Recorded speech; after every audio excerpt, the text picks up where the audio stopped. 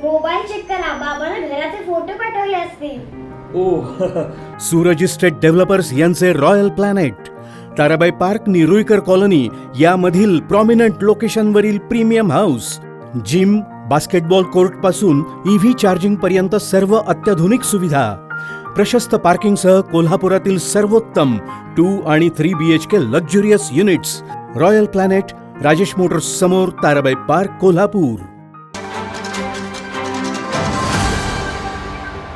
नव्या जुन्याची सांगड प्रत्येक निवडणुकीत घालावीच लागते.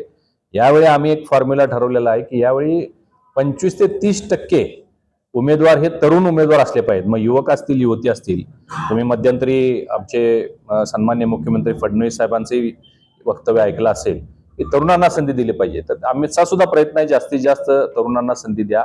आणि यामध्ये काही जुने कार्यकर्ते असतील जे तुम्ही म्हटल्याप्रमाणे कुठंतरी दुखावले जातील, त्यांना कसं समावेश करून घ्यायचं. कारण 4चा प्रभाग असल्यामुळं थोडंसं ते कॉम्बिनेशन करण्यामध्ये आपल्याला लोकांना स्थान देता येऊ शकेल असं आम्हाला वाटतं. माजी नगरसेवक सगळ्यांनी उमेदवारी मागितलेली आहे.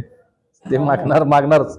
जे तिथं 10 वर्ष काम करतायत किंवा पूर्वी निवडून आलेले होते, स्वाभाविकपणाने ते मागतात. तर काही ठिकाणी आरक्षणामुळं ते तिथून बाहेर पडले गेलेले आहेत समजा. कारण त्या ज्या प्रभागात ते निवडून आले होते तिथं ते आरक्षण पडलं नसेल तर काही लोकांची इच्छा नसते. पण बहुतांश माजी नगरसेवकांनी उमेदवारी मागितलेली आहे. नाही, मी सांगितलं आम्ही विचारानं तिन्ही पक्षांनी एकत्रित जाण्याचं ठरलेलं आहे. त्यामुळे यामध्ये कुठं संघर्ष वाद होईल असं मला वाटत नाही. काही आमचे गेले असतील तरी तिथं आमचे प्रभावी लोक आहेत. आकडा त्यांच्याकडे कुठेतरी गेला, 5-7 लोक गेलेले असतील आणि त्यांना तिकडून उमेदवारी देण्याची ॲश्युरन्स सुद्धा दिला असेल. परंतु या जागा आमच्या आहेत.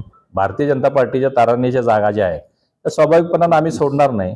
त्या जागा व्यतिरिक्त काँग्रेसच्या ज्या जागा आहेत त्यामध्ये वाटणी तिन्ही पक्षांनी करून घ्यावी असा आमचा प्रस्ताव मित्र पक्षांसमोर आहे.